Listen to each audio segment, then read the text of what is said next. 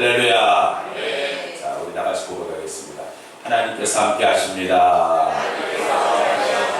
우리 옆에 분들하고 인사하시겠습니다. 성도님, 하나님께서 함께 하십니다.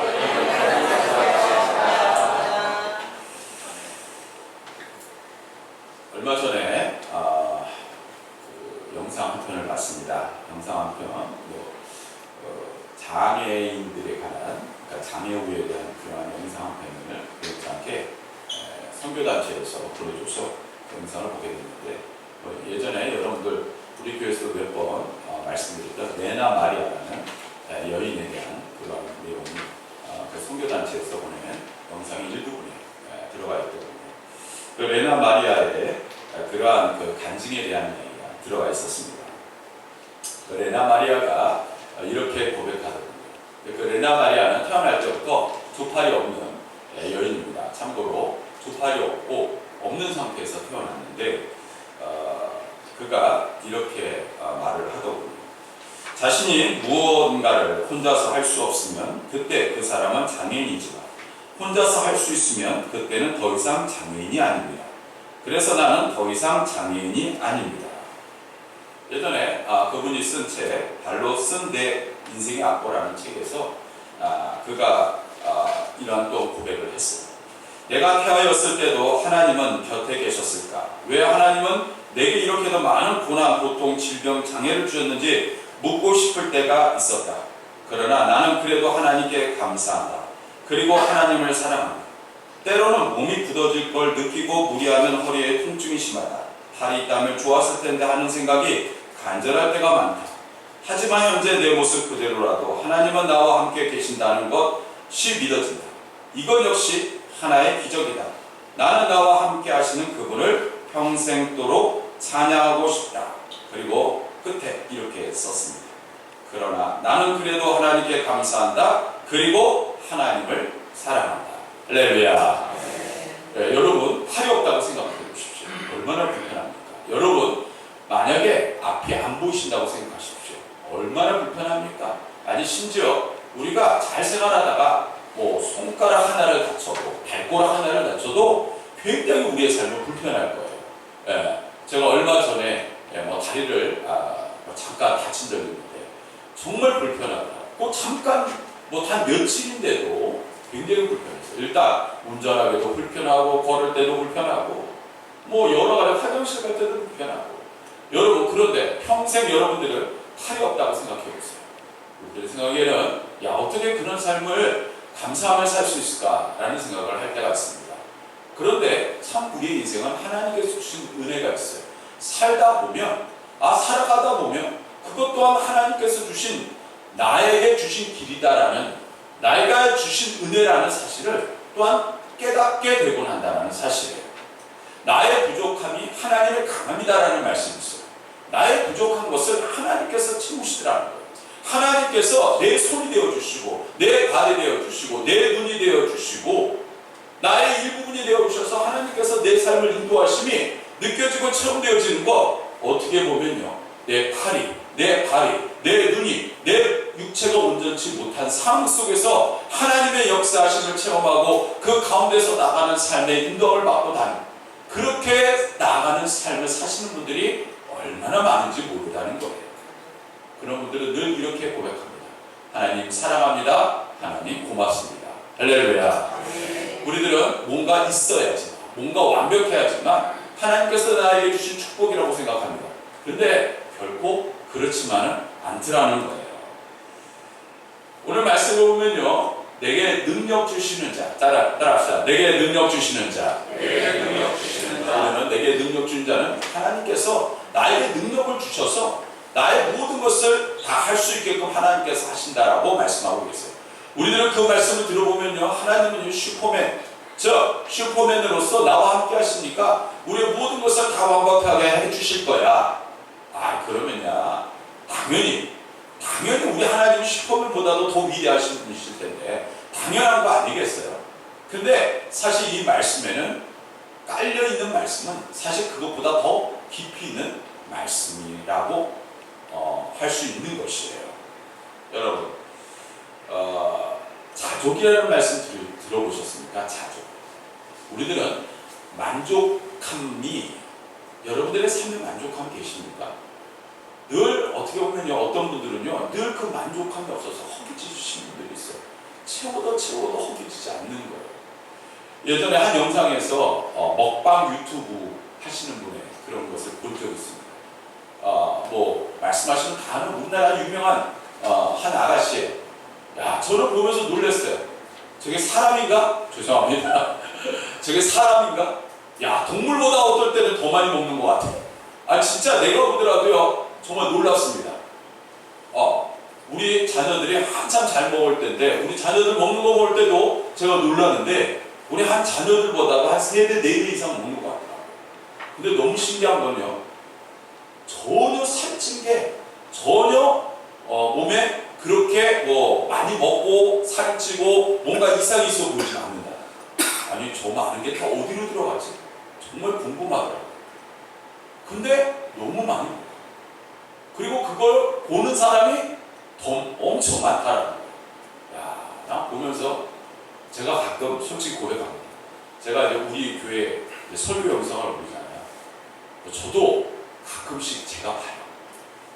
근데 일주일 이렇게 딱 보면요, 어떨 때는요, 막 10명 볼 때도 있어요. 우리 교회 성도님이 10명인데 10명이라는 거 우리 교회 성도님 중에서 안 보신 분들도 계시다는 거예요. 아니, 그래서 내심 좀 그래도 한번 관심이라도 가져주지 해서 제가 카톡에 올렸어요. 카톡에 올려서 저도 기대했어요. 좀 많이 보실 줄 알고. 그 다음 주는 7명이었어요. 3분이 더 빠졌어요. 야, 정말. 그러니까 알림만 받아놓고 보지 않는 거죠. 저는 그런 생각을 합니다. 조회수에 그냥 그거 한 얘기는 아니고, 우리들은요, 때로는요, 음식도 막 허기지면요, 막 먹어대잖아요. 그리고서는요, 먹고 나서 뭐가 밀려올까요? 뭐예요? 후회감입니다. 내가 왜 이렇게 많이 먹었을까? 네. 후회감이 밀려. 네. 그러면서 때로는 먹고 나서 아침에 제일 먼저 어디 가요? 체중계 앞에 가요. 내가 왜 어저께 먹었어? 그러면서 이렇게 고백하죠. 자, 오늘부터 또는 내일부터 뭐 한다고요? 다이어트. 그러면서 하나요? 제대로 안 지켜지죠. 그렇죠? 저도 그렇다니까 여러분에게 말씀드리는 거예요. 다이어트 한다. 그렇지만 뭐예요? 채워도 때로는요, 허기진 게 인생이에요. 살아보니 그렇다. 뭔가 집에도요, 뭔가 이게 들어오면 내 인생이 굉장히 행복할 것 같은데 채워놓고는 별거 아니에요. 자, 차를 바꿨어요. 또는 집을 샀어요. 또 뭔가 또 내가 기도하는 바가 또 때로는 응답돼서 더 좋은 일이 생겼어요. 근데 그것도 때로는 내 인생에 만족함이 없더라고요. 인생은 끊임없이 허기진 그러한 삶을 산 게 인생이 아닌가라는 생각이 들 때가 있어요. 그런데 성경에는요, 놀랍게 자족이라는 말이 자주 나와요. 자족이 뭡니까? 만족하다라는 거예요. 하나님이 주신 은혜에 만족하다라는 거예요. 즉, 우리들의 인생이라는 것은요, 늘 허기질 수밖에 없는데 하나님의 은혜가 내게 임하니까요, 때로는요, 내가 좀 부족해도, 내가 좀 뭔가가 덜 해도, 완벽하지 않아도 뭔가 살아갈 맛이 난다. 예전에는 꽉 채워놔도 살아갈 맛이 안 나. 뭔가 내일이 기대가 안 되고, 내 삶도 결코 기대가 안 되고, 뭔가가 짜증나고 피곤하고, 뭐 이렇게 뭔가 뭐 돈도 많고, 차도 좋은 거, 집도 좋은 거, 내 주변에 뭐 내 자녀 모든 게 완벽해 보여도 만족함이 없어요. 그런데 하나님의 은혜가 내게 임하니까요, 뭔가 부족해도, 내 삶에 뭔가 부족해도 하나님께서 나에게 주신 은혜만으로도 만족한 삶을 살게 되더라는 것이에요. 할렐루야. 이것은 제가 은혜 받고 나서 고백하는 말씀이에요. 은혜를 받고 나고 보니까 여러분, 목사님들이 제일 속상할 때가 있어요. 솔직히 고백하겠습니다. 강대상 위에 있을 때, 강대상 위에 올랐으면 뭐부터 보일까요? 성도님들 머리부터. 죄송합니다. 예, 여기는 다 여러분들의 얼굴만 다 얼굴만 다. 그러면 뭐라고 생각할까요? 아니, 왜 오늘 저 권사님 안 오셨을까? 왜 저 집사님 아직 안 오셨을까? 아직 안 오셨을까? 안 오시는 건가? 제가 예전에 목사이기 전에는 몰랐어요. 목사가 되면요, 늘 그것부터 보여요. 솔직히 그냥 딱 보여요. 이 위가 올라와요. 이 강제성이 높지도 않은데 신기하게도 레이더처럼 쫙 그거부터 보여요. 온 사람부터 보이시는 게 아니라 안 보이죠. 이 자리에 없는 분부터 보이죠. 그런데요, 어느 날 제가 은혜를 받고 보니까 생각이 바뀌더라고요. 그 생각이 뭔지 아십니까? 하나님이 주인이신 교회, 내가 주인이 아니다. 교회는 목사님이 주인이 아니다. 어떤 분들은요, 교회가 목사님이 주인이신 거예요. 아니, 만약에 목사님이 주인이면요, 그거는 여러분 잘못 오셨어요. 거기는 뭐예요? 이단입니다. 왜요? 목사님이 아니라 뭐예요? 교주예요, 교주. 그건 잘못 옵니다. 교회는 누가 주인이세요? 하나님이 주인이세요. 그러니까 하나님이 주인이신 교회에 때로는 내가 뭐 어떻게 한다고 해서 내가 결과를 내가 내는 것은 아니라는 거예요. 내가 열심히 한다고 해서 그 결과가 딱 만족하면 딱 나오면 좋겠죠. 그런데 그렇지도 못할 때 있어요. 그럴 때 이런 생각이 하나님의 뜻이구나. 할렐루야. 하나님의 뜻이구나. 이것도 또한 하나님의 뜻이구나. 이렇게 받아들이는 거죠. 그런데 이상하게 오늘부터 그 은혜가 내 삶에 충만하니까요, 그것 또한 받아들이게 되고, 그래, 그 영혼을 위해서 더 기도해야 돼. 그분이 육신이 아프고 그분의 삶이 공부하고 그분을 위해서 더 관심을 갖게 돼. 그래서 99마리의 양보다 한 마리의 양이 중요하다는 것이 이런 말씀이구나 라는 것을 깨닫게 하시더라고요. 할렐루야. 네. 하나님께서 주시는 은혜는 내가 뭔가를 채우고 완벽해야지, 뭔가 갖춰야지가 아니라 사족의 은혜를 우리에게 주시더라고요. 사족한다. 예전에 이런 이야기를 한 60세 먹은 부부가 60세 한가운데 맞이해서 다 같이 부부가 기도를 했어요. 그랬더니 갑자기 천사가 나타났어요. 그러면서 이렇게 얘기했어요. 자, 그래, 너희들이 그렇게 열심히 살았고 열심히 기도했으니 내가 응답해 주마. 그랬더니 이 부인이 이렇게 얘기했어요. 그러면요, 우리 부부 평생 제대로 한번 여행도 못 가. 저희에게 크루즈 여행할 수 있도록 그렇게 길을 열어주시면 안 되겠습니까? 그랬더니 딸랑 하고 그 천사가 크루즈 여행 티켓 2장을 팅 하고 응답해 주셨어요. 자, 이제 남편 차례죠. 그럼 네 소원이 무엇이냐? 그랬더니 남편이 끝 아내를 쳐다보더니 이렇게 얘기했어. 저는요, 젊은 마누라하고 살고 싶습니다. 젊은 마누라하고 살고, 저보다 30살이나 적은 젊은 마누라를 주세요. 야, 이거 진짜 그러면 안 되죠. 그냥 묻자고 하는 얘기입니다. 어쨌든 그랬더니 어떻게 됐을까요? 아내가 기분 좋았을까요? 안 좋았죠, 당연히. 그리고 당연히 천사도 듣고 그래? 너 좀 그렇다라고 얘기하지 않았어요. 그러더니 그래, 응답해 주마 이렇게 얘기했어요. 그리고 뿅 하고 사라졌어요. 어떻게 됐을까요? 봤더니 아무 일이 안 일어났어요. 근데 자기 몸이 갑자기 쑤시오는 거예요. 그리고 힘이 빠진 거예요. 어떻게 됐어요? 자기가 30살 더 많아졌어요. 자기가 90살이 되고 아내는 계속 60살. 여러분, 사람이라는 게 이런 거죠. 늘 만족함이 없으니까요, 뭔가를 채우고 뭔가 있어야 된다고 생각하는데, 성경은 하나님의 주신 은혜가 있으면 자족의 삶을 살 수 있더라는 거예요. 할렐루야. 오늘 그 말씀에 관한 이야기를 좀 드리고자 합니다. 오늘 본문 말씀 우리가 12절 말씀을 우리 다시 읽도록 하겠습니다. 자, 앞에 12절 우리 다 같이 다시 읽습니다. 시작. 나는 비천에 처할 줄도 알고 공부에 처할 줄도 알아. 모든 일, 곧 배부름과 배고픔과 공부와 공품에도 처할 줄 아는 일체의 비결을 배운다. 자, 사도 바울이라는 사람이 나와요. 우리 잘 당연히 교회 오래 다니신 분들은 사도 바울 모르는 사람 없죠. 네, 사도 바울. 이 사도 바울이 되기까지의 과정은 결코 순탄치가 않았죠.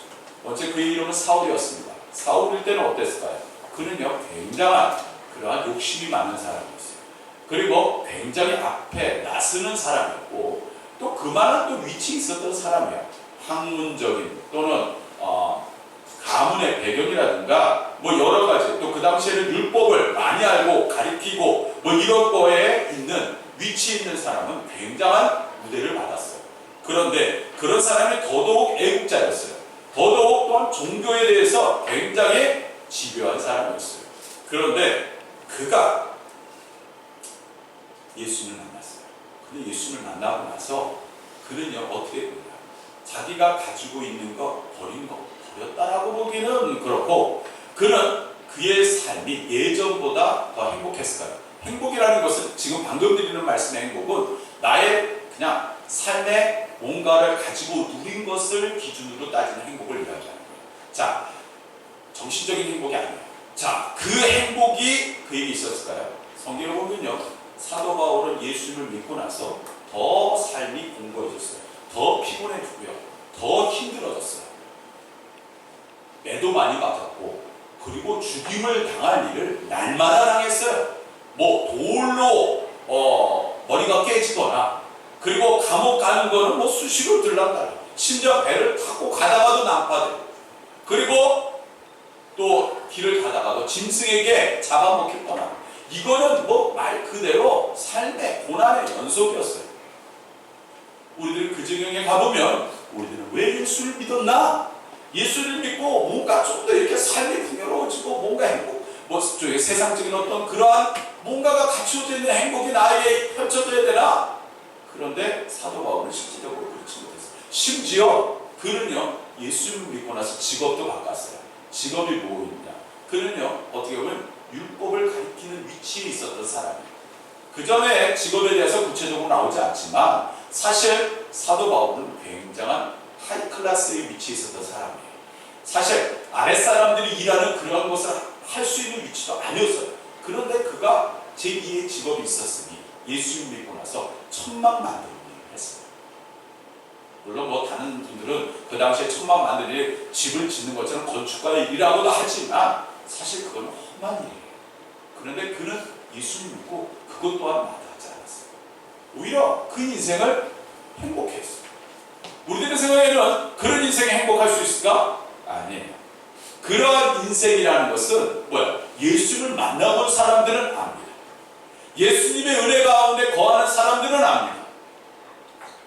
여러분, 아까 믿음이 없이는 이라는 우리 찬양, 우리가 처음에 예배 시작 전에 찬양을 했죠.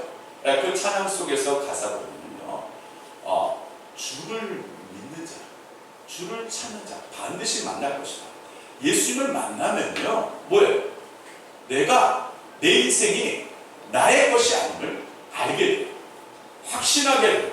아, 내가 나의 인생을 살아왔다라고 하는데 그 생각이 버려져요. 아니, 우리의 인생은 누구의 것이다? 예수님의 것이다. 할렐루야. 그게 믿어지더라고요.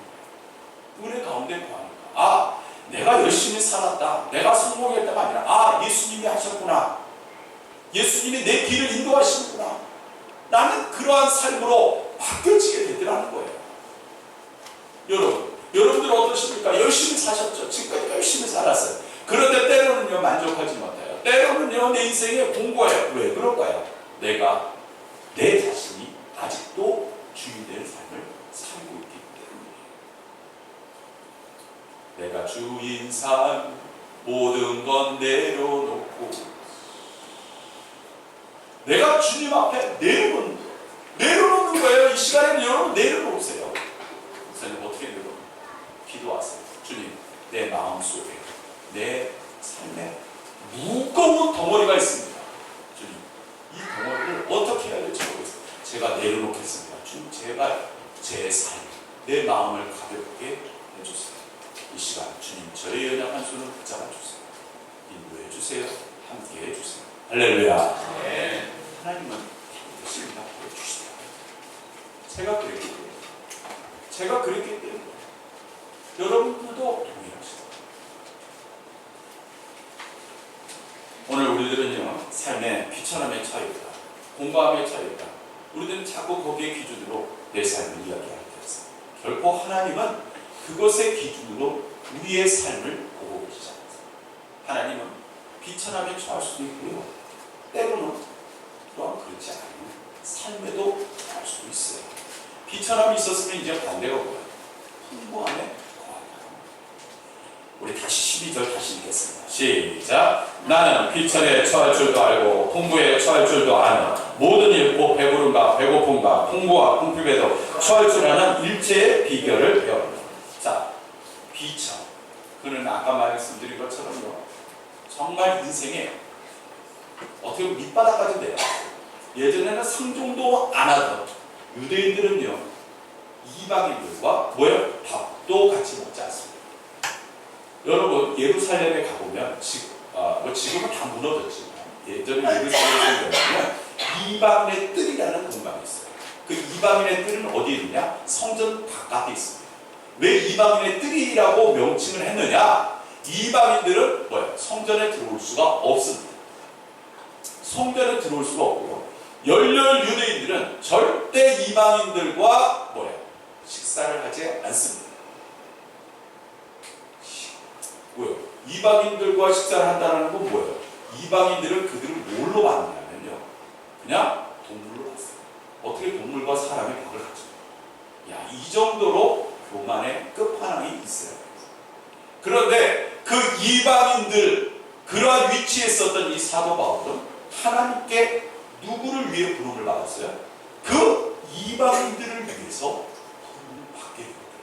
그 열렬 유대인이 상종도 안 하고 말도 섞지 않고 쳐다보지도 않는 그런 위치에 있었던 그가 그 이방인들을 위해 하나님께서 부르셨다는 사실. 할렐루야. 천국의 인생이라는 게 뭐를 이해해요? 정말 알 수가 없어요. 저는 솔직히 여기 계신다 하지만 저도 처음부터 저희 아버님이 목사님이셨지만 저는 솔직히 목회를 하고 싶지 않았어요.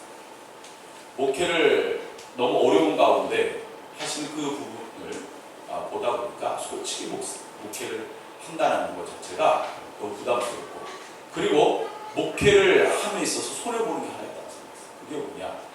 나도 내 인생을 멋지게 살아보고 싶어. 나도 내 마음대로 살아보고 싶어. 이 목사 자녀가 되니까요.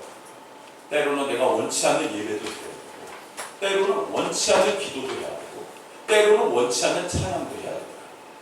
목사라는 자녀라는 이유. 여러분들 목사님 자녀들, 물론 내 자녀들도 있지만 양정 목사님도 아시겠지만 때로는요 내가 하기 싫을 때 있어요. 솔직히 하기 싫을 때 있어요. 그런데 목사라는 자녀 이유만으로 해야 되는 어쩔 수 없는 상황이 됩니다. 그런데 제가 하나님 앞에 부름을 받고 주의 종으로 나가는 그 과정 속에서 이런 거구나 라는 게 깨닫게 됩니다. 하나님께서 나에게 부르셨다라는 것은 내가 비천에 처할 수 있고 풍부함에 처할 수 있는 것, 하나님께서 내 인생에 찾아오시니까 내가 내 인생을 만들어가고 내 인생의 주인이 돼 내 인생을 설계하는 것이 아니라 하나님의 내 인생에 이미 모든 것을 다 설계해 놓으셨고 나를 이끌어가고 계시는구나. 할렐루야. 내가 인생을 설계하는 것이 아니라 주님이 설계한 인생에 내가 살아가고 있다. 이렇게 바뀝니다. 내가 열심히 한다고 해서, 내가 뭔가를 갖다 이루려고 그냥 발버둥 친다고 해서 솔직히 그거 다 완벽하게 하고 살아가는 사람이 어디 있겠냐. 여러분, 이 세상에 가장 돈 많은 사람이, 가장 모든 환경과 여건이 풍부한 사람이 행복할 것이다. 많은 분들이 알죠. 예전에 서울 중심가에 차를 타고 왔는데 옆에 보니까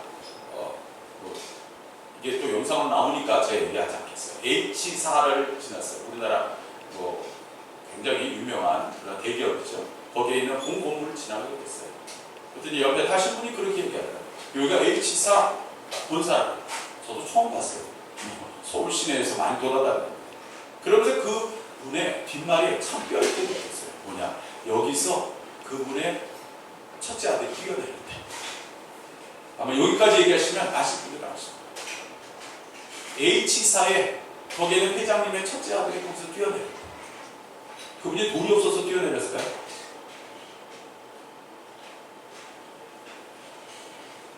여러분, 우리들은요 뭔가를 갖다가 그렇게 씁니다. 내가 뭔가를 가지고 이겨야 된다. 그러나 그것 또한 내 인생을 완벽하게 해줄 수는 없다는 사실. 그런데 풍요한 삶, 사도 바울도 또한 예수를 믿고 그런 고난의 영성, 그런데 그 고난의 연속 속에서 루스드라라는 곳을 가게 됐어요. 소아시아, 지금 터키죠. 거기 루스드라라는 곳을 가게 됐는데 거기서 안진뱅이 있는 그러한 존재를 보게 됐어요. 그때 사도 바울이 내가 일어나 걸으라. 예수 그리스도의 이름으로 네가 일어나 걸으라 라고 얘기했더니 그가 일어나 걸었어요. 그런데 그 루스드라에 있었던 한 제사장, 그거는 기독교 제사장이 아니죠. 소위 얘기하는 제우스를 섬기는 제사장. 그 제사장이 보고 충격을 받은 거예요. 저 사람은 뭐예요? 바로 제우스가, 헤르메스가 뭐야? 사람의 몸을 입고 온 신이다. 그러면서 신라를 제우스라고 하고 그리고 바울을 헤르메스라고 했어요. 그러면서 뭐야? 꽃을 갖다가 막 뭐예요? 목에다 걸고 그리고 꽃을 막 머리에다 씌워줬어요. 왜 그랬어요? 그게 신에게 드리는 제사의 바로 부분이었기 때문에. 그럴 때 그런 위치에서 기분 좋아. 내가 이만큼 능력이 있나 봐. 나를 신으로 섬기나 봐. 이렇게 되면 뭐가 되는 거예요? 교주되는 거예요. 그런데 성경에 보면 바울은 그렇게 얘기하지 않았어요. 여러분 이러지 마십시오. 이런 잘못을 저지르시면 안 됩니다. 저희들은 여러분들도 똑같은 사람. 똑같은 사람. 내가 한 것이 아니라 예수님께서 하신 거예요. 자기는 그러한 위치에 있는데도 그러한 것을 내가 누리고 내가 그러한 것을 갖다가 나의 힘으로 자랑하지 않았어요. 풍부에 처할 수도 있어요. 그런데 결국 그것 또한 내 자신에게 영광을 돌리지 않았다는. 또한 오늘 말씀에 나오는 이 빌립보서의 말씀을 보면요. 사실 지금 사도 바울은 어디 있느냐? 사도 바울은요. 감옥에 갇혀 있어요. 감옥에 갇혀 있다라는 소리를 듣고 이 빌립보 교인들이 뭘 하기 시작했느냐? 예전에 빌립보 교회에서 말씀을 듣던 사도 바울 선생님이 감옥에 갇히게 됐는데 예전에 우리 교회에 와서 은혜를 받고 우리도 선교 사업에 쓰실 수 있도록 저희들이 후원을 한다고 약속했는데 그 사실을 잊어먹고 있다가 나중에 이 사도 바울이 감옥에 갇혔다라는 이야기 듣고 그제서야 알고 에바브로디더라는 사람 편에 선교 기금을 모아서 누구에게? 사도 바울에게, 즉 감옥에 있는 사도 바울에게 보내게 됐다. 자, 이렇게 되면요 사도 바울이 어떻게 반응할까? 진작 좀 보내지. 내가 얼마나 배고팠는 줄 알아? 좀 이 선교 기금이 있었으면 많은 교회들을 더 세울 수도 있었고 많은 성도들을 또 이렇게 하나님 구원받은 백성으로 만들 수 있었는데 이제야 내가 감옥에 들어와서 이제 늦게 보내? 좀 서운해할 거 아니에요. 그런데요 사도 바울은 그렇게 고백하지 않아요. 오히려 그들을 칭찬했어요. 오히려 그들을 세워줬어요. 그래 너희들이 이렇게 내가 있는 그런 모습을 너희들이 잊지 않고 너희들이 나에게 이러한 것을 보내줬으니 얼마나 감사해. 심지어 그 감사도 너희들에게도 감사하지만 먼저 이러한 일을 행하신 하나님께 감사합니다. 할렐루야.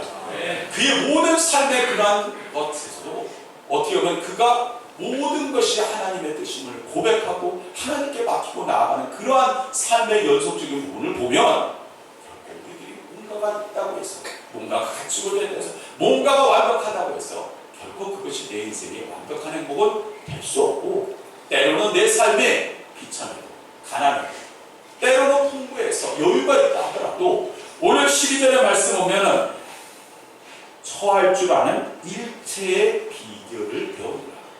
가난할 때도 풍부할 때에도 연약할 때도 강할 때에도 내가 어떻게 해야 되는 삶을 어떻게 살아야 되는 것을 내가 배우라. 이렇게 그러면 오늘 말씀의 가장 중요한 핵심이라고 할 수 있죠. 우리 다 같이 13절 말씀 읽겠습니다. 시작. 내게 능력 주신 자 안에서 내가 모든 것을 할 수 있느니라. 이 말씀은 정말 수없이 많이 들었어요. 정말 많이 들었죠. 우리도 너무나 많이 안 들었어요. 우리가 이 말씀을 할 때는 뭔가 하나님께서 나에게 능력을 주셔서 슈퍼맨과 같은 그러한 삶을 살게 하실 거야. 로또만 사면 로또 다 당첨되고 내가 뭐 하면 완벽하게 하나님께서 다 해주실 거야. 이렇게 생각하고 하는 주로 쓰는 말씀이 내게 능력 주신 자에서 내가 모든 것을 할 수 있느니라는 말씀. 아마 여러분도 많이 들어보신 말씀. 우리들은 그렇게 생각하면 이 말씀만 생각하면 그렇게 생각해요. 그러나 아까 제가 뭐라고 말씀드렸어요? 오늘 말씀은 자족이라는 큰 어두운 주제가 하나 있어요. 여기서 사도 바울이 왜 비천함에도 풍부함에도 약함에도 강함에도 라는 이야기를 끊임없이 하고 있었어요. 자, 여러분, 아까 말씀드렸듯이 우리 인생은 완벽하지 않아요. 인생이 완벽한 사람이 어디 있겠냐는 말이에요. 여러분 완벽한 인생을 사시고 계십니까? 여러분들은 지금 완벽한 인생을 사시면 사실 정말 부럽습니다. 그러나 제가 아시는 분들 치고 완벽한 인생을 사시는 분 없더라는 거예요. 우리 교단에 최고봉인 한 그 분을 만나게 했는데 그분 교회 누구요? 교계 지도자분이에요. 정말 그래요. 근데 그 아내분을 보니까 아내분 얼굴이 다 썩었어요. 심지어 그런 위치에 있는 사람도 행복함을 느끼지 못하고 있다는 거예요. 아, 그렇구나. 여러분, 대통령이 됐다고 해서 내가 행복할까요? 그렇지는 않은 거예요. 마찬가지로 오늘 이 상황 속에서 사도 바울이 내가 그것을 깨달았다 하고 바로 13절의 이 말씀으로 넘어가는 과정을 한번 잘 생각해 보세요. 바로 가장 중요한 우리의 삶에 따라서 자족하는 법을 배웠습니다. 즉, 내가 이러한 상황 가운데서 내가 자족하는 법을 배웠다. 아, 그래. 내가 하나님이 나와 함께 하십니까? 하나님의 은혜가 있습니까? 그래. 모든 것이 다 하나님의 은혜야. 모든 것이 은혜. 정말 모든 것이 다 은혜야. 돌아보니 모든 것이 은혜야. 내가 이렇게 신앙생활 할 수 있는 것도 은혜요. 내가 이렇게 가정을 꾸릴 수 있는 것도 은혜요. 내가 이런 자녀들과 함께 할 수 있는 것도 은혜요. 내가 소망을 갖고 살아갈 수 있는 것도 은혜요. 저 하늘나라를 바라보고 소망 가운데 살아가는 인생 되게 하여 주신 것도 은혜요. 할렐루야. 내 남편과 함께 할 수 있는 것도 은혜요. 내 아내와 함께 할 수 있는 것도 은혜요. 내 주변의 지인들과 함께 할 수 있는 것도 은혜요. 내 형제들과 함께 할 수 있는 것도 은혜요. 돌아보니 모든 것이 다 은혜였다. 여러분, 생각해 보십시오. 우리들은요, 위에 것만, 앞에 것만 쳐다보는데, 여러분들, 얼마나 많은 세상에 있는 사람들이 거기에 보도 못 미치고, 그것도 부족한 그런 인생을 사시는 분들이 얼마나 많은지. 여러분, 하나님은요, 우리에게 자족의 은혜를 주시는 분이에요. 오직 주님만이 우리를 만족해 하시는 분이시라는 것을 오늘 이 시간에 깨달으시기를 주님의 이름으로 축원합니다. 주님만 나의 안에 있으면 내 삶은 만족하다라는 거예요. 그것이 체험되어지고 깨달아지게 됩니다. 여러분, 바닷가에서 배 타보셨나요? 자, 배를 타고 가다 보면요, 가끔씩 보면요, 조그만 돌섬들이 보여요. 자, 돌섬들을 볼 때 제가 그런 생각을 했어요. 저 돌섬들이 오늘 갑자기 없어질까? 갑자기 무너질까? 저 보잘것없는 바위섬이. 그런데 한 1년 후에 가봐도 그 바위섬은 여전히 그 바위섬이에요. 심지어 배가 지나갈 때요, 그 배가 암초, 배 입장에서 그것도 암초죠. 그러면 그걸 갖다가 넘어가면서 그 암초를 무너뜨리고 넘어가면 배가 거기에 닿으면 빵꾸납니다. 뭐예요? 물 다 들어오고 침몰해가 돼 있어요. 배는요, 암초를 어떻게든 피해가요. 그러면 그 바위섬, 조그만 바위섬을 보면 우리들 생각에는 저 바위섬 보잘것없다 이렇게 생각하십니까? 여러분, 바위섬은 절대 보잘것없는 곳이 아니에요. 바위섬은 어디에 붙어 있어요? 지구에 붙어 있어요. 밑바닥에 고정이 돼 있어요. 절대 흔들리지 않습니다. 붙잡혀 있기 때문에 절대 무너지지 또한 않습니다.